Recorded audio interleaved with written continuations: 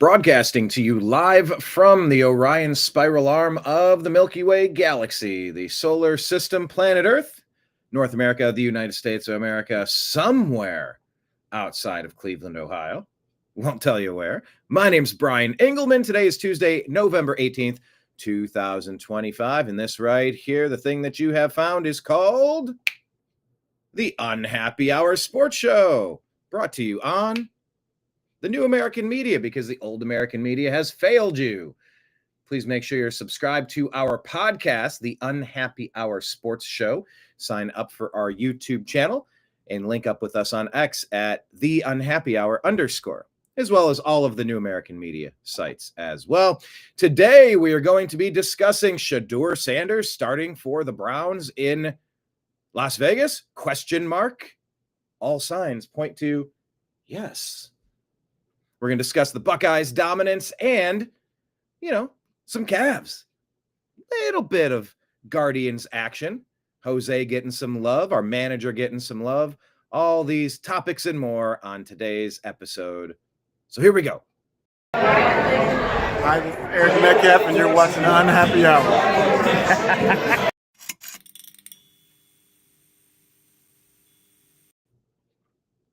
Joining us on today's special episode, Mr. Zach Barris with the neck roll. I do that move a lot. I go see a chiropractor. In the morning.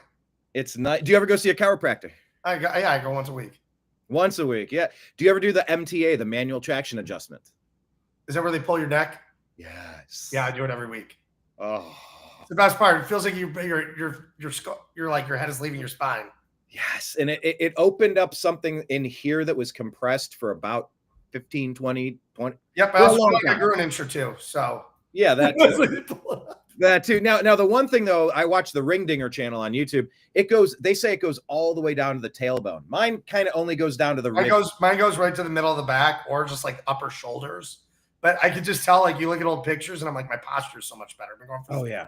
Well, even just going in there, and they remind you constantly to pull your head back.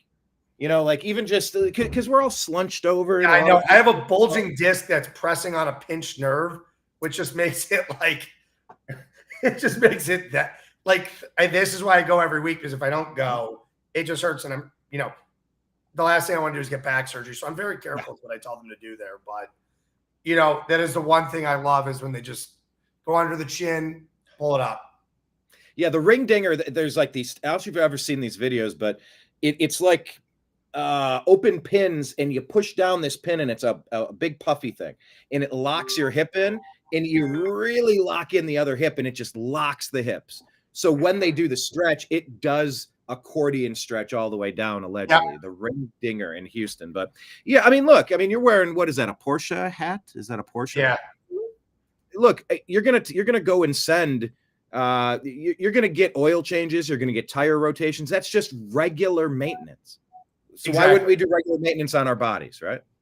Exactly. So, well, thanks for joining us today. Always a good time. I think last time we had you in, we were in with, I think it was John Telich. We were talking about the news of the stadium. It had to be a while ago. Yeah, it was. Probably over a year ago. I want to start with Shedeur Sanders, of course, but we can work our way over to Shedeur because since our last conversation was about the stadium, we have some news. What do you make of what was rolled out in the past few weeks? It's starting to kind of get leaked / released. Here are the prices. Some people are getting sticker shock. Some people are, still not getting over the fact that it's going to be moving out of downtown. So I guess maybe a little check in on your thoughts on the stadium. Yeah, let me dive into the stadium. I'm very familiar with the project. I have a great relationship with the Cleveland Browns. So they're moving to Brook Park. We all know that. We're moving about 9 miles southwest of downtown, which, I got to tell you right now, if the stadium was actually in downtown Cleveland, which a lot of people believe it is, it's on an isolated area on the lakefront. We don't have a land bridge. You got to walk around to East 9th or West 3rd. It's a pain in the ass. Excuse my language. But it is a total pain in the ass to get down there. It takes 30. I live downtown. Okay. I live a mile exactly from the stadium. It takes me 30 minutes to get down to the stadium. I hate it.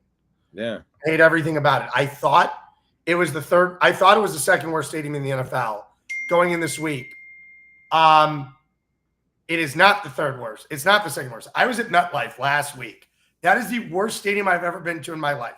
You want to talk about an area where the tailgating sucked, the Jets suck. The stadium felt like a $1.9 billion high school stadium. Ugh. I was shocked. I was back by the way, I was back at my high school football stadium, man. I haven't been there for a while. We're actually working with athlete outreach, so I've been having a chance to like connect with the team and speak to the team and bringing in some like chaplain action. But like they built a whole different side of the stadium, new scoreboards at Brunswick Stadium. They're actually hosting a playoff football game this week, which is cool. That's crazy. But anyway, you're saying about a glorified high school stadium. I was just thinking about it. Yeah, the stadiums that I think are worse than the Browns currently are Jacksonville, Tennessee. But Jacksonville has a new stadium coming. They're going to be moving to Orlando for 2 years, or partially London, doing whatever they're doing. So they're going to be doming, their current stadium. But I thought Jacksonville was a decent. It has a whole complex built around it. I've never been. Trust me, it'll be better when it's done. Okay. The old Gator Bowl. And then you've got Tennessee's building a new stadium they're moving into in 2027. The Bills currently worse than Brown Stadium. They're moving to a new stadium next year. The only other stadium I would say is worse was MetLife, was terrible. Kansas City, I don't like. It's in the middle of nowhere. The tailgating was awesome. But tailgating was awesome. Tailgating, like the stadium offered up nothing to me. I just like it was big, it was maybe the loudest stadium. Loud, but it wasn't nice. It was no frills. And Hard Rock Stadium in Miami, which has gotten a lot of upgrades, still to me it wasn't. It was okay. Parking. Now, before you continue though, did you ever go to San Diego? Yes. I was at home of the world's smallest jumbotron. I was at the 06 Browns Chargers game where LaDainian Tomlinson ran for about 150 yards in the fourth quarter. Charlie Fry was the quarterback. That was about 19 years ago to the week. First week in November 2006. Brian, you were probably there, but the tailgating experience was awesome. You could take the train ride in. The stadium itself was a dump. I knew they were moving. And in the lower deck, you had to stand up to see because the stadium was built for baseball. Yeah. So, I mean, it was bad. But MetLife was terrible. You were just there. MetLife, there was no character, very vanilla. It had nothing. It was a pleasure to go back to Brown Stadium this past week. But compare that then to London. You had a London experience. It's not even close. I've been to the majority of NFL stadiums. Tottenham was the nicest stadium I've ever been to, but it had its flaws. Mm-hmm. The traffic in London's horrendous, number one. Around the stadium in Tottenham was utter trash. The area surrounding it was not nice. Not great tailgating. However, when you walk into that stadium in London, you feel like you're in a 5-star hotel. Oh, yeah. And the experience, but here's the issue, and a lot of these new stadiums have this. If you walk in from, let's say, the west entrance, west side, you can't get over to the east side of the stadium. It's like partitioned off? Yes. You cannot get over. Garbage. I went to Dodger game, and we had tickets. Stadiums like that, too. And it's like, if you're in the bleachers, you're stuck in the bleachers. Like I feel like a zoo animal over there. You can't go walk the concourse. It sucks. What is that? What I love about Progressive Field, and I'll tell you this right now, you can walk the whole stadium. Yeah, you should. Why do they do that? Just for control? I don't know why. Like, I got to tell you, like, I was utterly disappointed in Las Vegas. Like, I think the stadium, the clubs are nice. I've been there for the Super Bowl. I've been there for a regular season game last year against the Browns. I will not be going back next week because I don't need to watch 2-8 football teams play each other. I'd rather put a gun to my head than watch those two play next week. In person at least. I'll be watching. We got to see who's going to lose for draft position, right? Yeah. Even when you win a game. Browns will lose next week. Like I said, going to the Jets game, I knew we were going to lose that one. So I know they're going to lose. You knew they were going to lose the Jets. Yeah, I knew we were going to lose the Jets. I said it, they're going to lose. You know how Bubba Ventrone still has a job behind me. But getting back to the stadium. The new stadium, what's going to be really cool is the stadium's going to have roughly 26 new clubs in it. It is going to be super nice. That indoor experience, wide concourses, and the tailgating should be good. The surrounding area that they're doing with Lincoln Properties Group is going to be absolutely stunning. There's going to be a hotel, apartments, a lot of bars. It's not disconnected, and you're going to have a rapid station that flows right into it. Across the street, they're doing a $3 billion addition to the airport to Hopkins. Okay, hold on. Before the $3 billion addition to Hopkins, and jump right back to that. So the train station, it's going to be the RTA, and it's just going to have a hub, and it's going to take you. You're going to open the doors, and you're going to be at the complex. You'll be at the complex, right That's outdoors. Every city should set these up. Figure out a way to configure. Well, here's the thing. Right now, I met with Commissioner Goodell when I was in London for the game, and we had a meeting at the Grove where the Browns were staying with the Haslams, and a little Q&A with about 30 people there. And I asked Roger specifically when we were not on mic, said, any chance the Browns will host a Super Bowl? He goes, currently, no. He goes, college football playoff? Yes. He goes, you guys have the ability to host a college football playoff, host major events. He goes, for the Super Bowl, Cleveland still needs a couple thousand more hotel rooms to accommodate, which is true. Like Buffalo will never get. We don't even qualify because we haven't been like Indianapolis. We haven't set up a convention center of import. Well, here's what's beneficial to Cleveland. With the IX Center closing, that means where are those events going to go? Those will shift back to downtown. I would take a downtown convention center over a downtown stadium like that any day. That's used 10 times a year. Because a convention center, when you're hosting, look at Indianapolis. Go look at all the hotel rooms. They're full every day of the week. They're empty on weekends, but they're full on every day of the week. You got your JW Marriott, your Conrad Hotel, Hilton brand. You've got everything down there. And they're full all the time. Indianapolis can accommodate all the hotel rooms that Cleveland can't right now because they have the conventions. Ideally, what's going to happen, and Hilton, it's not announced, but I know what's going on.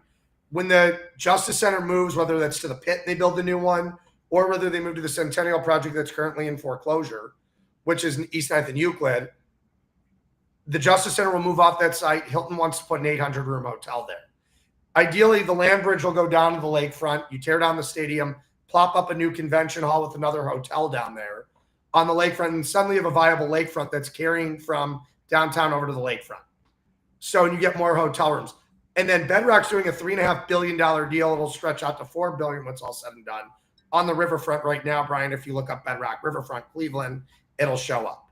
And you have that there. And what do you have right in there? In Tower City. And they're going to totally revamp Tower City too.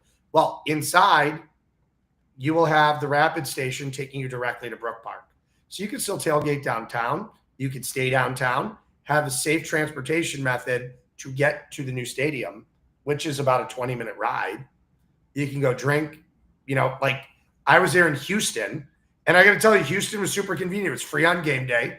I stayed in downtown, took this to the stadium where the Astrodome and where Houston's current stadium is totally isolated, but it's a 3-mile trip from downtown. You can drink on the ride down there. It was free. It was so convenient. You don't have to take an Uber, anything. But this is the riverfront. So this is what they're doing down here right now. So you see all the high rises they're planning right now, and they're working on right now, and all the infrastructure. They've spent hundreds of millions of dollars alone on the infrastructure here. Because we've been for years, for decades, it's been, what are they going to do with the lakefront? What are they going to do with the lakefront? What's going on at the lakefront?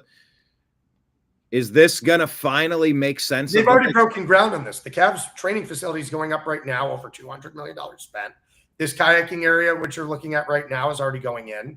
I'll be taking a tour of this on December 1st. So I'll have an updated, Brian, I'll send you updated pictures so you can post them. But I'm touring the Cavs facility on December 1st with their architecture firm, with Populous. But this is the Riverfront Reimagined. In Bedrock, this was originally a 30-year plan that they've now shrunk down to 10 years. Oh, okay. So you can see the glass building where it says Cleveland Clinic right there. That is the Cavs facility currently going up right now. And so the benefit to having we all know Berea has the Browns over there. What is the benefit of an additional training facility? It's just so you can use the concert venue for other things. You can. So yeah, but also the Cavs current training facility, which is one of the top 5 in the NBA, will be for the new WNBA team come 2028.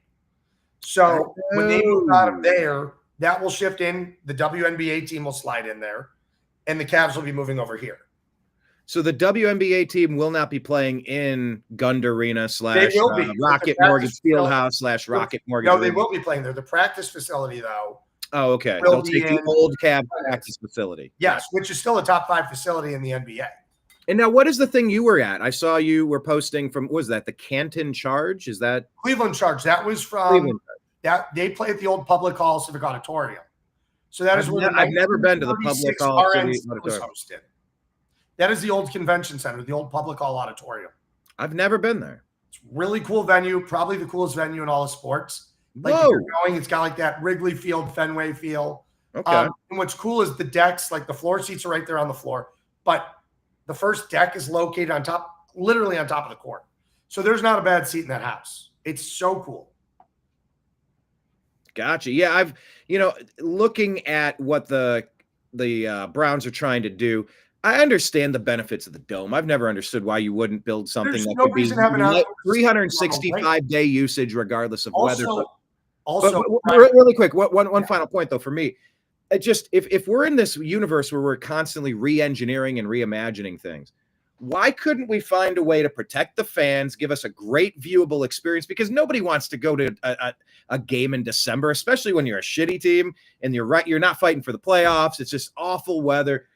Something that makes the fan experience comfortable, but something that could be open and allowing elements in for just the players, just above the field.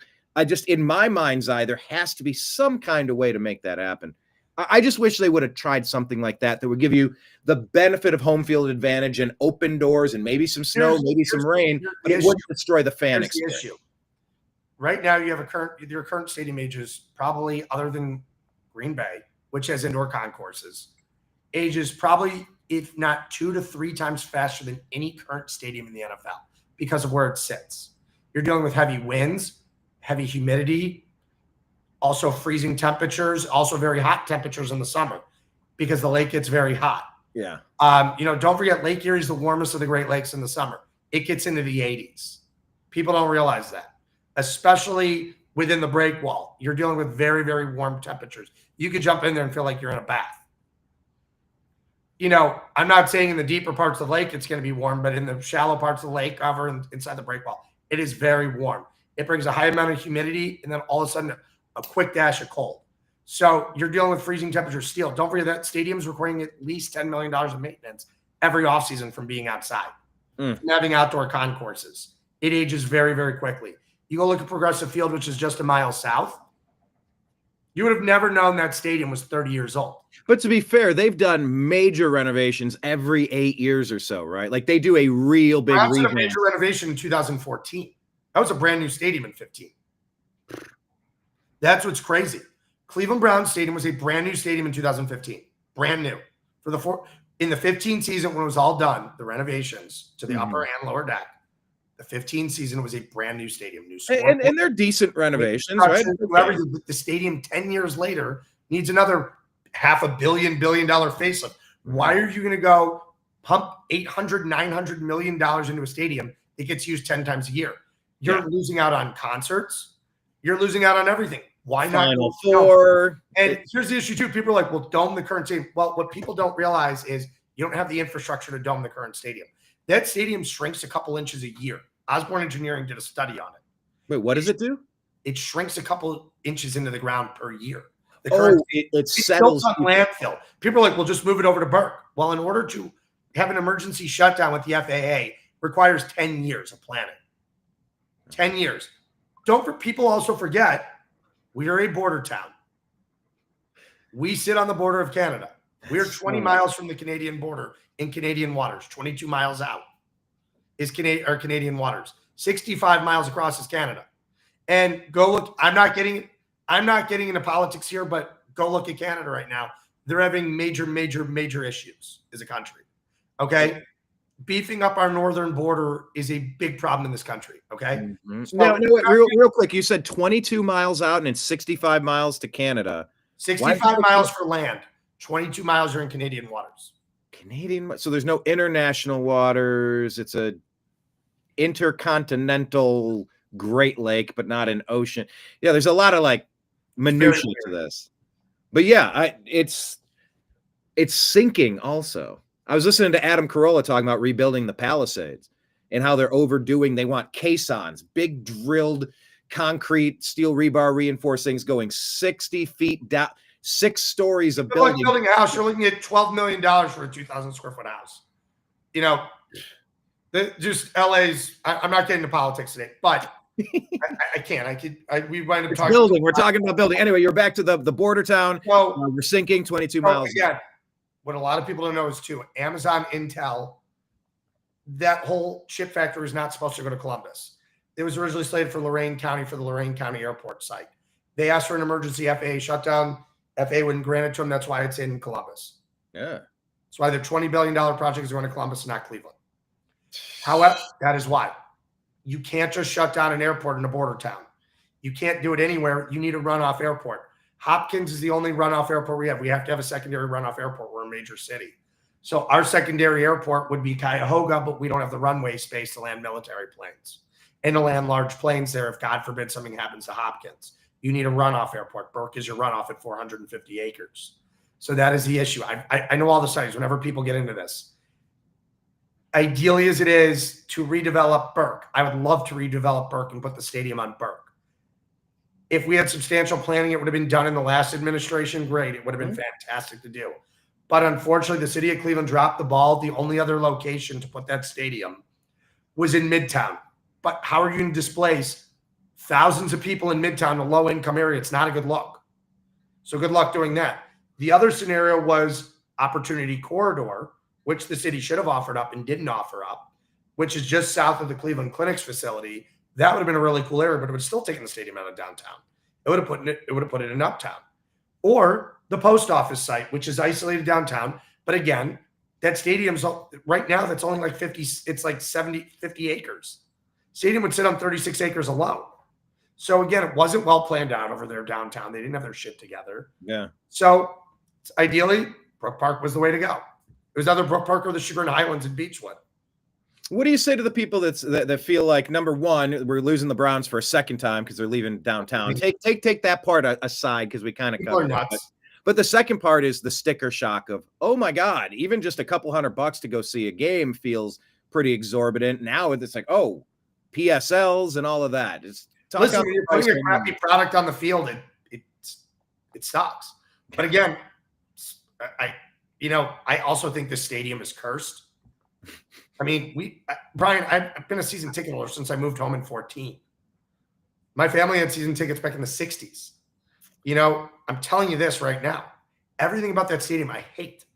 I'm excited for the move to Brook Park. I really genuinely am. I'm excited for a fresh start. Just get out of there. Get out of there.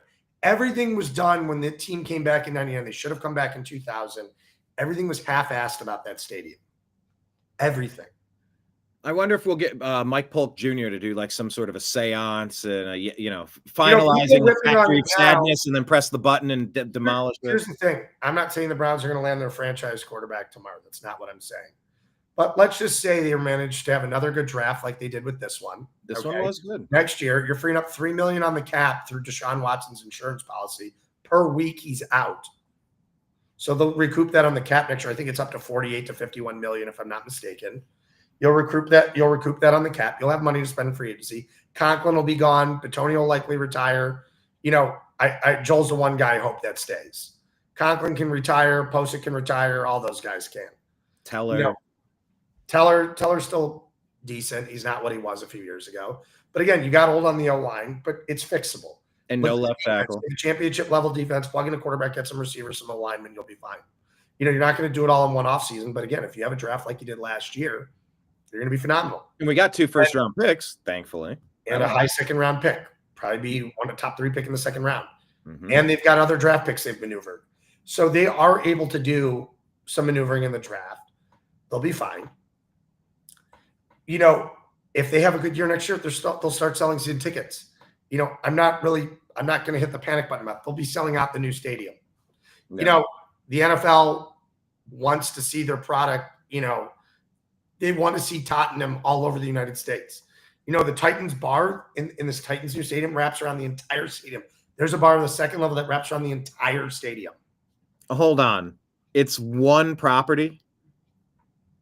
Is it, you said it's a U. It's not a full circle? It might be a full circle. I haven't seen it myself. I'm from the Browns. Okay, so the one coming. It's the longest continuous bar in the United States. I thought that was our college system. So this will be the largest continuous bar in the United States. It wraps around the entire field. That's very interesting. I don't know if it's just a U. I don't know if it's all 100 on both. I don't know if it's 100 yards on both, 30, 40 yards in the end zone. I don't know how that works. And that opens next year, you said? 2027. Okay. But the NFL, like, obviously there's no reason to put a dome in Buffalo. It's not a big enough city to host a Super Bowl. Also, it's isolated. You look at this, there's going to be, I would say in the next 15 years, you look at what stadiums will still be outdoors. You're going to have, I think Baltimore will always be playing outdoors. Doesn't have enough rooms to host. Plus Washington will get a Super Bowl, not Baltimore. Pittsburgh will still be outdoors.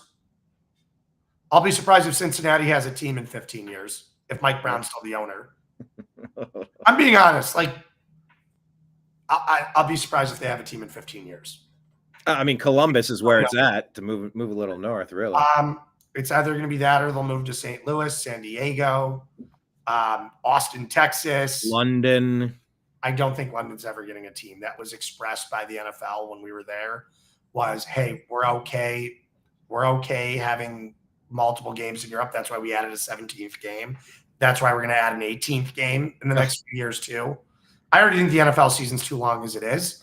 And also adding a second bye weekend puts the game. Second bye week, that's how we're doing that? A second bye week? So the Super Bowl would then move to President's Day weekend. That's their objective. Goodell told us that.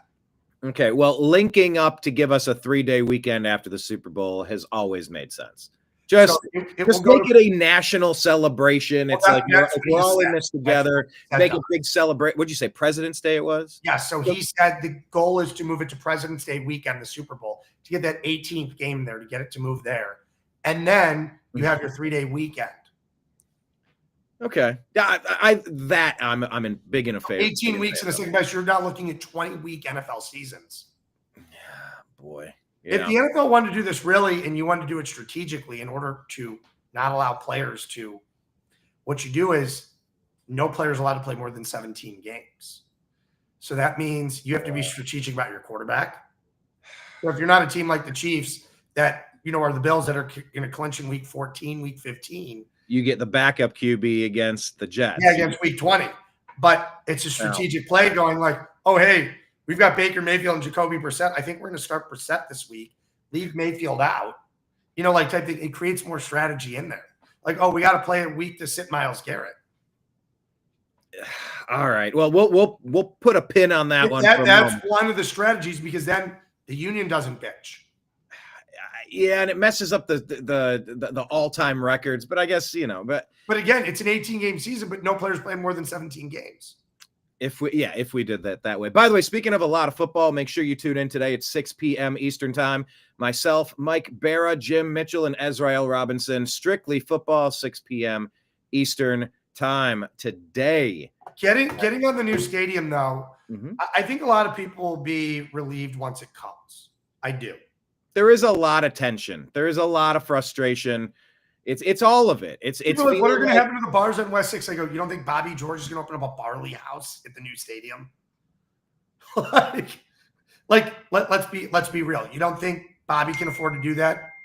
But what is going to be the shift of business from downtown to Brook Park, like the Brook Park Browns? All of the existing infrastructure up there. You're saying they're just going to hop on a train and roll out, but like those people weren't going to downtown anyway, so they're not really going to be coming from downtown, which is kind of the point you're getting at, which makes it easier, more streamlined. But that is going to make a really significant potential negative impact on downtown a little bit. Am I overstating this or understating? No, I really don't think. You got to understand when they're hosting, you got to understand they're going to make up for it.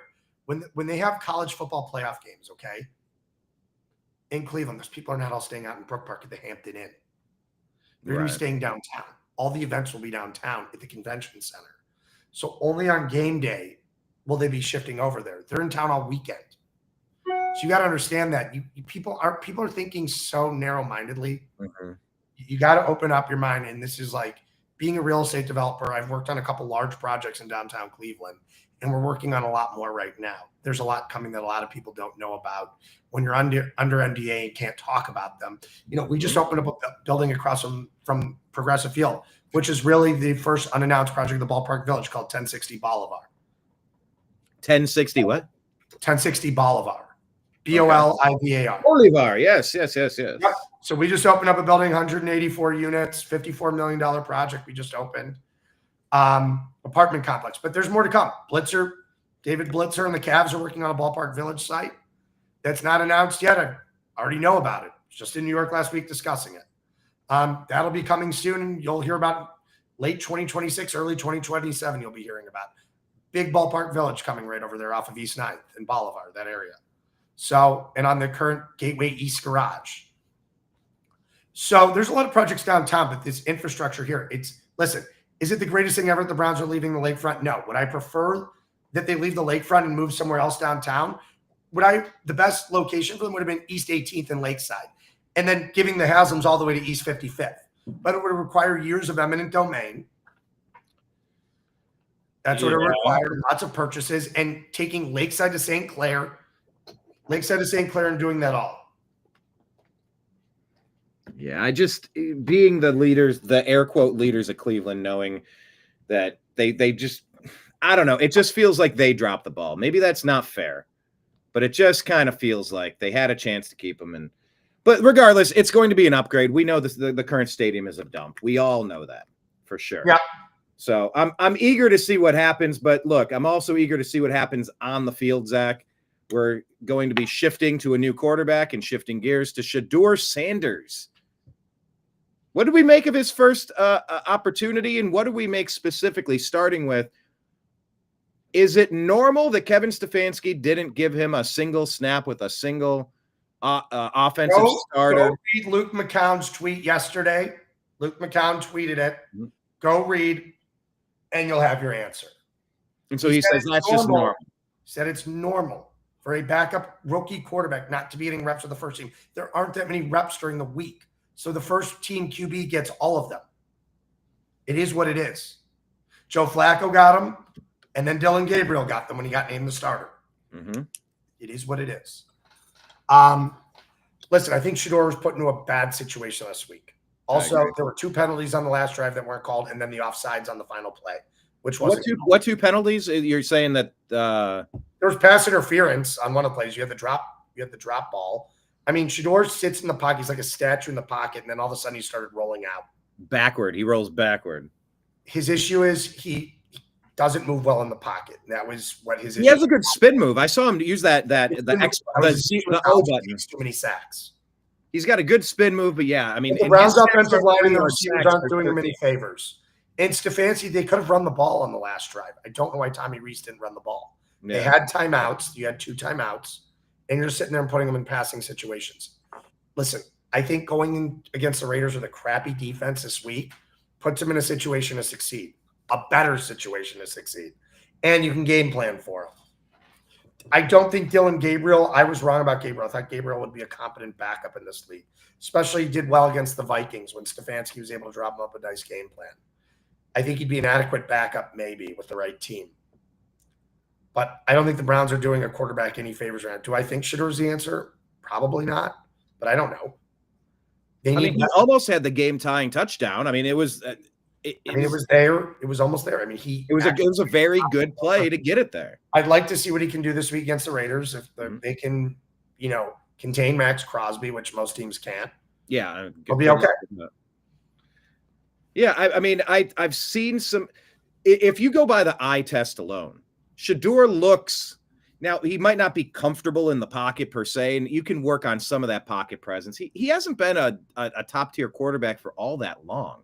He's still learning. He's a raw project. The goal is to draft somebody with some skills and develop them into something better. That's what the good teams do. You bring them into a culture that succeeds. But look, Dylan Gabriel we were winning that game. When you get a turnover, we're talking about Bubba Ventrone and the special teams, you get the kickoff return because of that wind, grab the punt. We're first and goal at the 5. You got to punch it in. You know, being in these games when you can't get 7 and you end up for 3, it's going to hurt you in the fourth quarter. It always happens to the Browns. It was the most uncomfortable lead, but we were leading. We were kind of doing enough to get by. The Ravens aren't the Ravens of old. They were beatable. You know what it looks like? And I got to be honest with you. I think Lamar Jackson's losing a step. Because that happens fast. Every week he just doesn't look like Lamar anymore. Mm-hmm. I'm not saying, maybe it's just coming off the injury, but he doesn't look the same as he did in years past. He doesn't look as dangerous running the football. Right. I mean, he's got a great arm, and he's improved his arm every year since coming into the league. Every year. Mm-hmm. But maybe as he loses, he takes a lot of hits. And he's not a large guy, No, I mean, he's a hell of a quarterback. Daniels, all these little quarterbacks, you get hit a couple of times and the shelf life for these guys, for these scramblers who they get rocked. I mean, you don't have the size of Josh Allen or Justin Herbert. I mean, look at Jaden Daniels. Like you said, he's a twig. He's like Robert Griffin in third. Yeah. He's not big. Cam Newton was big, but even Cam Newton got hit a lot. These guys take a lot of hits. Like you look at Baker Mayfield. Baker's just tough as nails. Yeah. He's a small guy, but he is tough. And I'll say it like, I'm not a Baker apologist. Like, listen, I love Baker when he was at the Browns. I think he needed to get a fresh start somewhere else. Because look, he sucked in Carolina. He needed to get his head on straight for a year, and that's what it took. And listen, I love everything Baker does in Tampa. Do I think Baker's a Super Bowl winning quarterback? I've been coming on the show for 7 years, 8 years saying this now. He's not a Super Bowl quarterback. And I'm still going to say I think he is. I think he can get it done on a good team. Is he going to be the lone Hercules that the Chiefs don't get it done without the referees, by the way. He's not your Mahomes, not your Josh Allen. And Josh Allen hasn't made a Super Bowl. But again, he's not in that category. He's in that second tier. He's not your Matt Stafford. I think in order for him to get to a Super Bowl, he has to be on a perfect football team. This isn't the days back in the day where Trent Dilfer or Cordell Stewart we're going to get you to a Super Bowl, or even Matt Hasselbeck. The league is different now. I just don't believe it. I think he can win a playoff game here and there. I think he is Bernie Kosar. He's a Bernie Kosar type. But he's not going to get to the Super Bowl. He's not elite enough. He's not the John Elway. He's not the Brett Favre. He is that second tier of quarterback, which is good. And again, as much as I hate the Deshaun Watson trade now, the Browns were never going to win that Super Bowl and beat Patrick Mahomes or Josh Allen or Lamar Jackson in the playoffs with Baker Mayfield, which is why they made the move. So, again, when we made it, it was Super Bowl or bust, and we hit the bust so badly. Well, I will agree to disagree with you on that. We don't need to belabor the point because I think prime Nick Chubb and Myles Garrett, and we had things going, and Baker's serviceable. Baker's good. Baker was the MVP leading candidate through 5-6 games this year. He's missing his 2 wide receivers. He looks mortal. He's lost some tough games. I get it. But I don't think it needed a perfect team. I just think he needs a very good team around him. I think he can engineer drive. Very good team that lost to the Chiefs in the playoffs. The defense was shit, and the special teams were shit. They just were. They were not good. I mean, Again, he just does it. He's a very good quarterback. Don't get me wrong. But it is not easy to win a Super Bowl in this league. He just couldn't go toe-to-toe with Patrick Mahomes. It was that simple. All right. Well, let's get into the Bernie stuff. Boy, do I have an interesting story about this. Yeah, let me play an update on Bernie Kosar, shifting gears here, because we do the Baker back and forth all the time. But look, I think what you're saying we do agree. You generally root for the guy. He's fun to watch. He's tough as nails. He makes some good throws. Yes, some whatever, but he's fun he makes the games fun. I mean, those years were fun. At least healthy Baker years were fun. You mentioned Bernie Kosar. Let's get his update. He says 15 hours post liver transplant, and I'm already ready to attack the day. Feeling blessed, humbled, and beyond grateful for all your thoughts and prayers. Let's get his words. Great morning here at University Hospital. 15 hours out from liver transplant surgery, and to be sitting here, all things considered, albeit you can see all the wires and tubes and stuff in me, so you can see why texting and calling is hard, partially why I'm doing some of these videos.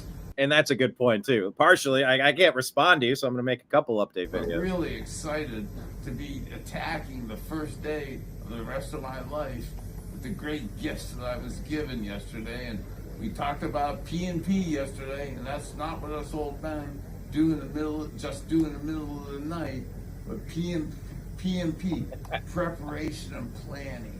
We talked about that, and I was planned and prepared for what had happened yesterday, and I'm planned and prepared for what's going on today. So let's keep up with our preparation and planning to get that great success. And remember today, all the people, families, and communities we touch, we can make such a winning, positive difference. You matter. Sounds pretty good for being on a ton of morphine right there.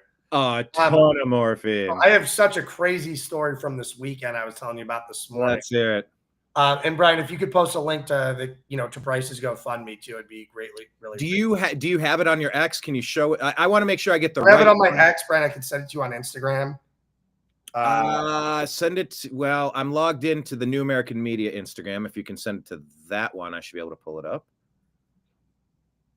But yes, the story, yeah, and that was my main concern, is very interested in the Give, Send, Go, or the GoFundMe campaign, helping out Bernie Kosar, but definitely making sure that we have the right account link. There's so many scammers. It's the one that's raising all I'm of us. feeling good. It's ready to enjoy the rest of the week and the rest of our lives. You matter. Here's what's crazy. So I get a call Sunday about an hour before kickoff, and my friend Devin Dunlap calls me. She calls me, or she texts me. She goes, "You free?" And I was like, "With the game," but like, yeah, sure, I'll call her back. So I go, "Devin, what's up?" And she goes, "Weird request." And I go, "Okay." I'm like, "What is it?" And she goes, "You have a good relationship with the Browns, don't you?" And I said, "Yes, very good relationship with the Browns." So she goes, "Okay, I've got a weird request. We're sitting here in the hospital at the Cleveland Clinic, but I'm actually on my way to the game in a few minutes. My cousin Bryce, 21 years old, unexpectedly passed away over the weekend." I said, "Okay." She goes, "Well, match for Bernie Kosar, and his liver's going to Bernie tomorrow. Is there anyone you can contact from the Browns?" And I said, "What do you guys want from Bernie?" They're like, "We just want an opportunity to meet him, after he's all recovered." And I was like, "Done."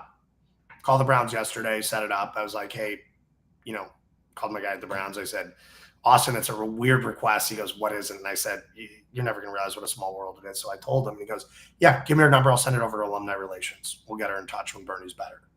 So I was like, "Okay, this is her first cousin that passed away, but her first cousin's the one who family donated the liver to Bernie Kosar. 21 years old. So if anybody can find in their heart, to donate to Bryce's GoFundMe page, if you can find the right one, be greatly appreciative. It's already raised a fair amount of money, but it's done by the family. Bernie has a GoFundMe too. Please donate what you can to each. Yeah, this is the one I just kind of did a quick search, and and there's one for Bryce to pay for his medical expenses for his funeral. Yeah, this one is the Bernie Kosar one that Jay Crawford shared. I didn't see the correct one from you, but if like I said, if you can send it to me, I will share it out on all the locations. Phil Mickelson, the top donation, $20,000. Phil Mickelson, look at that. Yeah, Bernie's just a legend in Cleveland. So this is Bryce's right here. Brian, I'm going to text this to you. I can put this. Brian, can I place this in the chat? Yeah, send it in the private chat. I sent it in the private chat. This is the correct one. Perfect. Let me share this one on X. Is it sharing on the screen? Did I? Yes. Okay.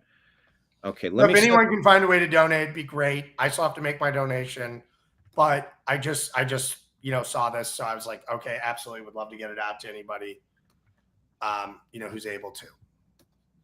No, thank you for that. I'm going to go ahead and send this out there. But great updates from Bernie Kosar's front. Back to the current Browns. Talk about Myles Garrett. We got a lot to be salty about. Having historically the greatest season of all time for a defensive player. I mean, you're going to be watching this in 30 years, like how you go and watch old Lawrence Taylor ripping down the quarterback, or Reggie White. And this is just on, or even, Ray Lewis wasn't a sacker. This is a great middle linebacker. But you're gonna go back and witness this, the greatest season a pass rusher's ever had. Better than Michael Strahan, better than TJ Watt, better than Reggie White, better than Lawrence Taylor. And the Browns are 2-8 to show for it. In the Browns defense, you have Carson Schlesinger, who's arguably an all-pro, Devin Bush, Ronnie Hickman, Grant Delpit. Tyson Campbell, since the trade, has been phenomenal for the Browns. What's crazy is Denzel Ward has not been good. Yeah. I mean, Denzel's having his worst season of all time, and Denzel's been an all-pro multiple times. I mean, he's been incredible. But if you look at the Browns, Alex Wright, Isaiah McGuire, Cam Thomas, all these guys have been incredible. Malik Collins, Shelby Harris, Mason Graham. Their defense is phenomenal. They're in the backfield every play. They're scoring points every week. It's every week. Hey, if the offense can just not turn the ball over, we'll win. or the special teams gives them a punt and a kick return touchdown. Yeah, that Jets game was so winnable. About Myles Garrett, yes, it seems like he's evolving into his final form. Like you never know when Myles is done improving, but he still is. I think some of that, obviously because he's playing on a better team, but specifically, how much do you think Mason Graham's involvement has helped take a little bit of the edge off? Mason Graham has been phenomenal the last few weeks.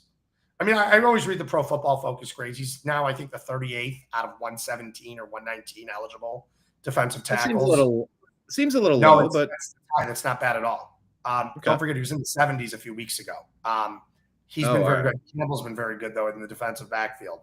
Hickman's like the 4th overall safety out of like 79. I mean, I could read their grades right now. If I look at this defensively, Tyson Campbell's 44th of 108 for defensive backs. When we got him, he was like 95th of 108. Ronnie Hickman's the 7th of 93 overall safeties. Graham Talbot's 23rd of 93rd. Schlesinger's 34th of 81. Devin Bush is 6th of 81. Mason Graham's 37th of 1. Devin Bush is 6? 6. He's having an unbelievable season. Mason Graham is 37th of 124. Malik Collins is 11th of 124. Shelby Harris is 13th of 124. Isaiah McGuire is 42nd of 120.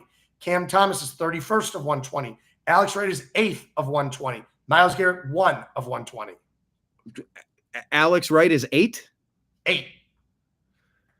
They're all just balling. So is Cam Thomas. So is Isaiah McGuire. They all are. That's what I'm saying. Like the whole defense. And Mike Hall is back now.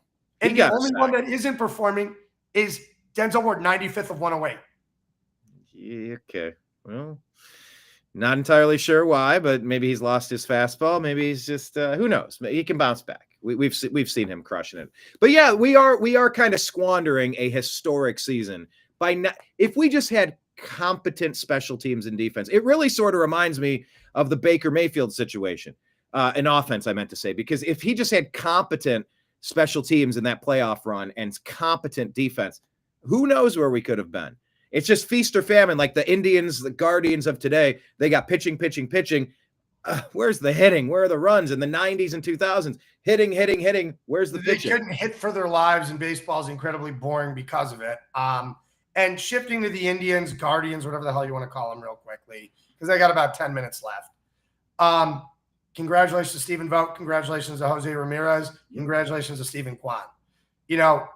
Stephen's bat took a dive at the end of the year, but, I mean, Stephen Vogt, by the way, that team had no business being in the playoffs. They sold at the deadline. Mm-hmm. Your number 4 starter, Luis Ortiz, is banned for life. Your all-star closer, who now makes me wonder, was he throwing games in the playoffs last year? Yankees, right?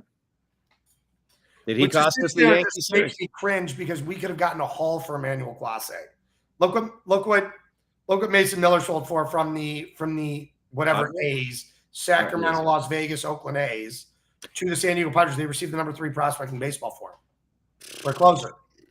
Clase would have commanded that from the Dodgers. Pathetic. I hope these two rot in jail for what they did. Fucking idiots. They're facing what? 65 years for wire fraud? $5,000, $12,000. I mean, but this is what we know so far. Peel the layers of the onion back. This might be a little deeper, and it's going to the Lakers now. It's going to Chauncey Billups. It's all over. This is one layer of the onion. This is going to be rotten at the core. It's going to be bad, I think. Then you have the University of New Orleans point shaving scandal. This is nuts. It really is nuts when you look at it. So, and again, you're totally right when you say that. But the fact that the Cleveland was able to go to the playoffs and win the division, watch an epic Detroit collapse. After nothing. But we were also a part of that epic Detroit. Like we were beating them down when we needed to. It's not like that just they fumbled. We had to battle them head to head, and we did enough to get it done. Then they had the final laugh as they advanced, I suppose. But you know what?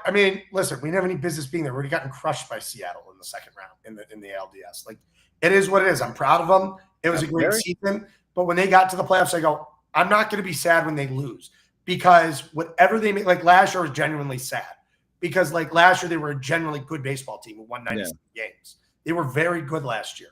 Okay. This year, I had no expectations, especially after Old Classic. But I was going almost every game in September. It was fun. They were winning every night. 15.5 back and you win the division. That's give me the opposite of the pro and the con, the opposing viewpoint. I said this is the year you should have given Jose Ramirez the lifetime achievement MVP, kind of like Steve Nash got one. They were screwing LeBron out of a few. LeBron got screwed out of like his career. MVPs. What's that? LeBron got screwed out of like 6 or 7 MVPs. Yeah, and so, see, Jordan had this and that. It's like you don't even compare it. LeBron was clearly for 10 years, and he got 2. But I thought maybe Jose Ramirez could have got a lifetime achievement award because we came back from 15.5. He's clearly the most valuable player to his team in all of baseball. Without Jose, this team is what, a number 1, number 2 pick, like one of the worst in the league. What's the opposition of that? Was Judge that good? Was Cal Raleigh that much better? That good. And Cal Raleigh, they were that good. You know, no, but I mean, the thing is, we had no offense. I mean, they were that good. It just is what it is. Jose was the most valuable to his team, though. In the league, Jose was the most valuable to his team. Aaron Judge was the most valuable player, hands down. It's not even close. Okay, the guy, if he managed to stay healthy, he wasn't even healthy all year. If he managed to stay healthy, he could win 6 or 7 MVPs. He's that good. Whether you hate the Yankees or not, just appreciate Aaron Judge. He's an anomaly. And just go put him back in the 90s. The guy would have been hitting 80 home runs a year. Oh, yeah. Yeah. All right. So you're talking off the ledge on that.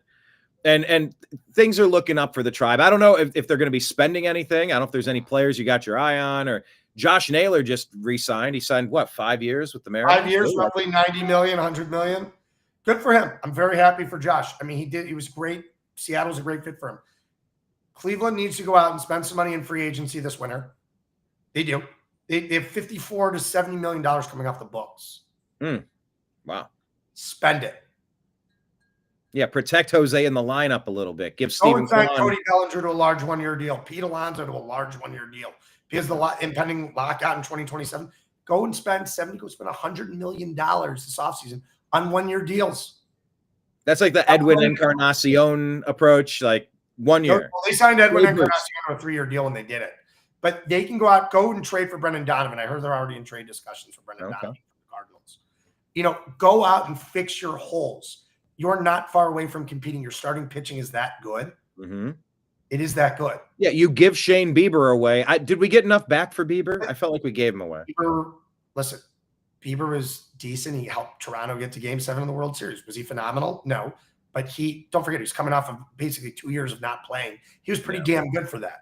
And here's the other thing, too. I expect Bieber, if he can stay healthy this year, to maybe get back to Cy Young form. He looked good. Did he look like himself? Partially. It also takes a while to get back. But Cal Stevens, who they got in the trade, is one of those micro prospects, they called him. Just like shot up the ladder. Top 100 prospect.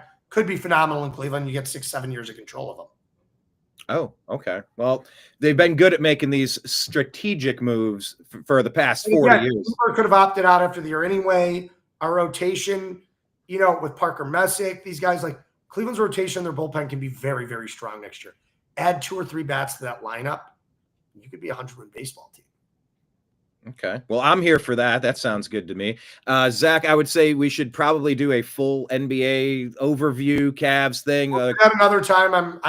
I'm available like basically most of next week. I don't have a crazy week. Maybe once. Maybe we could do a morning, maybe a Monday or two. What are we on? Absolutely. Absolutely. Love to do that with you guys. Yeah, let's get a quick hit on the Buckeyes first, and then a couple Cavs things. The Buckeyes are a well-oiled machine. It all comes down to, and this is the honest truth. Last year after Ohio State lost to Michigan, I was dumbfounded, and I said, I don't give a shit if they win the national championship. I'm that pissed off. However, they won you back. They won you. Happy they won me back. They won you back. Okay. Just when you thought you were out, they suck you back in. Suck you back in, and I feel like Ryan Day, by winning, because Ryan Day always lost the big games. Could never beat the top 5 opponents. They annihilated everyone in the college football playoff last year. They went smash on everybody. Which makes the Michigan loss that much more baffling. This year, if this team loses to Michigan, I just don't know what to say. You have the best quarterback in the country in Julian